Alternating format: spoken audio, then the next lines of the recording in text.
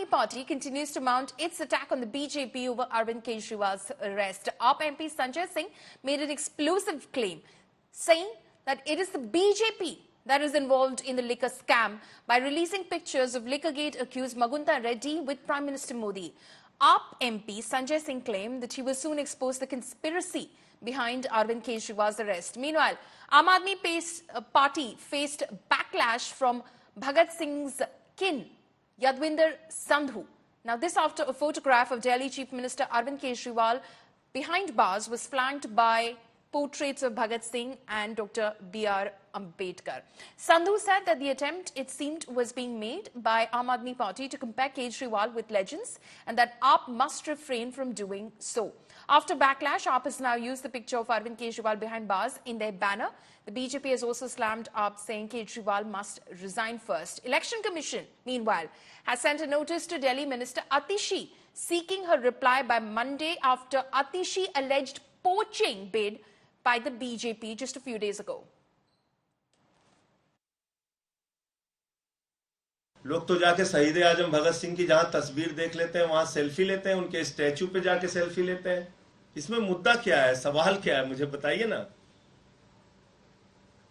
अरविंद केजरीवाल हमारी पार्टी के मुखिया हैं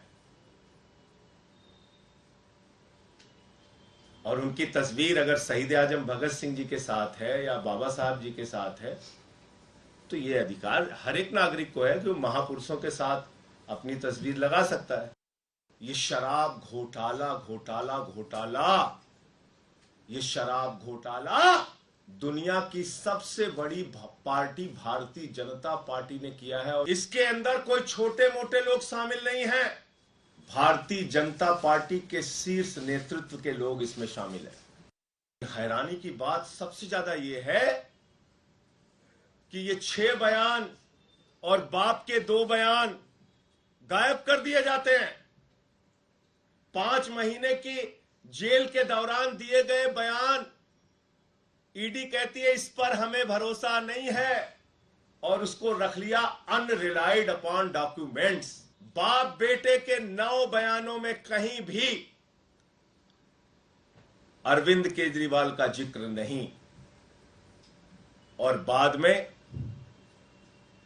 अरविंद केजरीवाल का नाम उससे जबरन दबाव बनाकर अरविंद केजरीवाल के खिलाफ उससे बयान दिलवाया जाता है।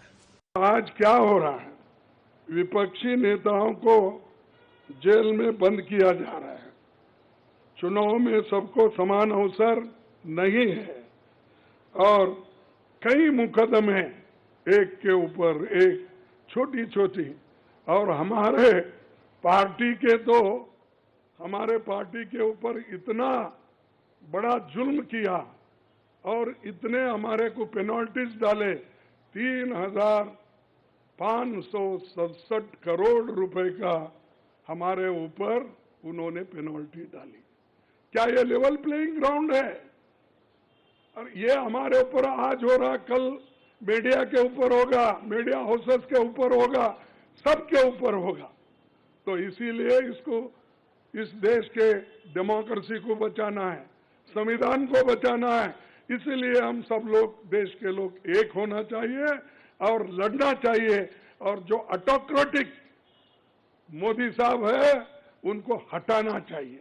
जब आपको जेल से हॉस्पिटल जाना होता है तो व्हील चेयर पर, और जब आपको बेल से निकलते हैं तो ऐसा गाड़ी पर खड़े होते हैं जैसे लगता है आज ही वो ओलंपिक जीत के आए हो।